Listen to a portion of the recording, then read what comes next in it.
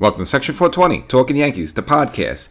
Well, as this Yankee season slips further and further away, figured to do a little something different with a focus on Derek Jeter, as I promised. He's been in the news in recent weeks for a couple of different reasons. One of them being some comments made by the former Marlins owner there, Jeffrey Loria, saying some maybe unflattering things about Jeter, as well as the fact now Jeter is going to make his debut for the first time, donning the pinstripes yet again for Old Timers Day. So I'll kind of give you my thoughts on both those stories there. But before we start, make sure you are a podcast subscriber so you can't get this as well as wrap-up reports and other stuff unless you're a podcast subscriber. So perhaps you follow the show on YouTube. That's great. Maybe you see it once in a while on BronxNet or BRIC TV. All good, all good, all good. But you must be a podcast subscriber here to get this content. Comes out more frequently. So, I know as much as you want to see me, you'd rather hear me a lot more. You can only do so by being a podcast subscriber. So going back to the Yankee captain, Jeffrey Loria did an interview with the Miami Herald and kind of threw a few shots at Jeter. One of them being, just kind of how, team really went nowhere under him, and how he traded away Stanton when Stanton was at his height of his career. I mean, he just won the National League MVP. But the one that was most bizarre with me is criticizing Jeter for taking out some stupid structure there they had in center field and putting it out in the parking lot where it belongs. So kind of take all those to task for a second. So let's start with the structure. So basically they had something out there like they have like in, I think, similar to like Milwaukee. I know every time they have these gimmicks, every time someone hits a home run, the Brewer guy kind of goes down the slide. I know in Houston, they have the train come out when someone hits a home run. And I guess the Marlins had this thing, which I don't remember. No one even watches Marlin games, so I didn't even recognize this thing until it was made a story. Basically, it's like a fishy thing structure. Like every time someone hits a home run, a Marlin fish kind of goes over the cliff or over the rock, whatever it is. It looks like some amusement park ride or something. Again, all these ballparks and the modern ones have a lot of these gimmicks. I know the Diamondbacks had their pool out there in center field, and it really doesn't make a difference. If the team's good, it's good. It's bad, it's bad. I mean, that's why people go to the ballpark. And of course, the Rays have their little Stingray thing there out in left field with the Rays. But, you can't blame Jeter. He's coming from the Yankees. He wants to bring a little professionalism, a little seriousness to the organization. Yeah, I mean, I think it's the right move to take this dumb thing and throw it out in the parking lot. Give fans something to be respectful of. Give the players, let them feel that they're respected and they're serious. And the things are different now. They're not just some amusement park carnival thing just to attract fans to the stands there. So, and this is Derek Jeter coming from the Yankees, where you can't have a beard, you can't really have open tattoos, even though they kind of changed that once the CC came along. But this is the New York Yankees. You got to be well groomed. You got to be serious. You can't do little gimmicky things like that. And that's where Derek Jeter's coming from, and he wants to bring that to this organization. So you can't blame him. I mean, I would have done the same thing. Take this ridiculous thing out of here. Let opposing players come in here and think that we're a serious baseball team, not some carnival act there. Obviously, Loria sold off his stake in the team back in 2017. That's when Jeter came in. And, of course, one of the first moves, the big moves, was shipping out Giancarlo Stanton to, ironically, the Yankees. Now, look, you want to criticize Jeter on that? He was getting rid of payroll. I mean, Stanton, yes, he was at his height of his career, but it's also at the height of his attractiveness when the team would want to take that big payroll. Even though the Marlins, assumed some of the hit, but to unload that was a big relief for the organization. So it's not a bad move. And all right, frankly, how many fans have really come into the game just to go Giancarlo Stanton? I mean, going back to what I said originally, if you're a good team, they're going to come and watch the team play and win. If it's just a lousy team, whether you have Stanton there or not, doesn't make much of a difference. Very marginal, like 5 to 8% of people are going to come just to see Giancarlo Stanton. Maybe at that. I mean, he was a big player. Anyway, it was probably at the peak of his career, but he wasn't like Ohtani attractiveness. Like, people weren't coming to see Stanton the way people would come to see Ohtani. I mean, again, the Angels could be like 30 games under 500. People will still come to see Ohtani. Stanton is as great as he was at that time, and as much power, and his home runs are majestic, and what we get all that hits these 500-foot bombs. He's not a draw like that, by Jeter shipping him out, it cost them all so much revenue. The fans were packing the stadium to come to see this guy.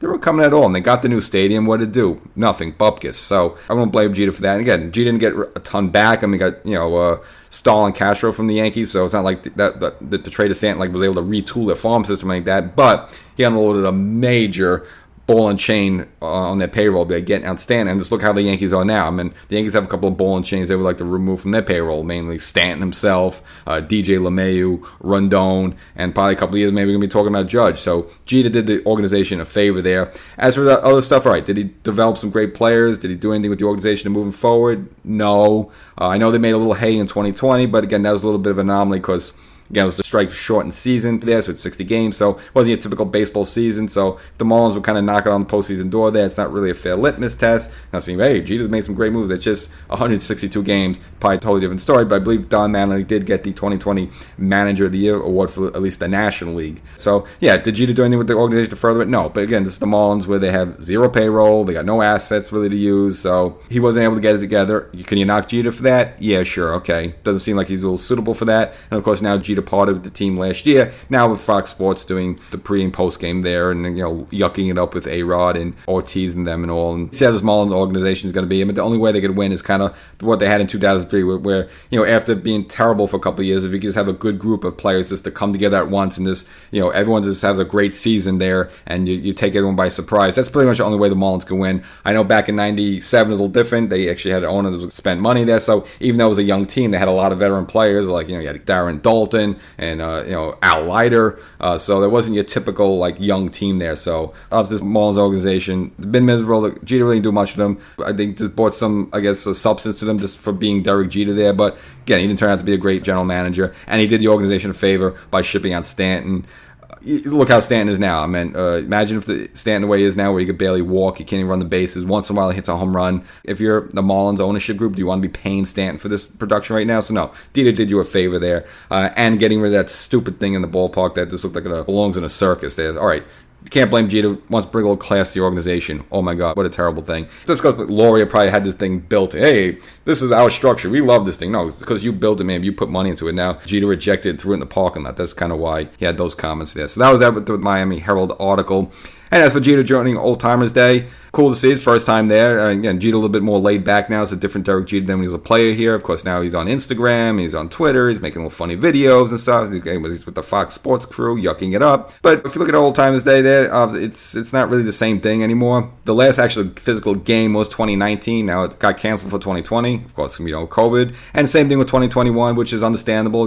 People kind of trepidatious a little bit. And, these old timers are old timers, more susceptible. And of course, there's a whole issue of who's vaccinated, who's not vaccinated. And of course, the Yankee Stadium had policies about unvaccinated people come to the stadium. So you understand why they couldn't put it together those 2 years. But then they finally brought it back. But it wasn't actually a game. It was just everyone on the field there to take some photos. So it's just not really an old timers day. It's just a kind of a mishmash photo app. It's kind of like when they retire someone's number or they introduce a new plaque in Monument Park there. So it's not an actual game. So I don't know, they wear the uniform. Okay, it's cool, but kind of a bummer this. So it's not really what remember Old Timers Day used to be. It was cool to see, guys from the 70s playing against guys from the 60s, and maybe one of the new guys from the 90s just retires and see him go up against Ron Guidry. I mean, that was Old Timers Day. That's what it was all about, but they don't even do that anymore.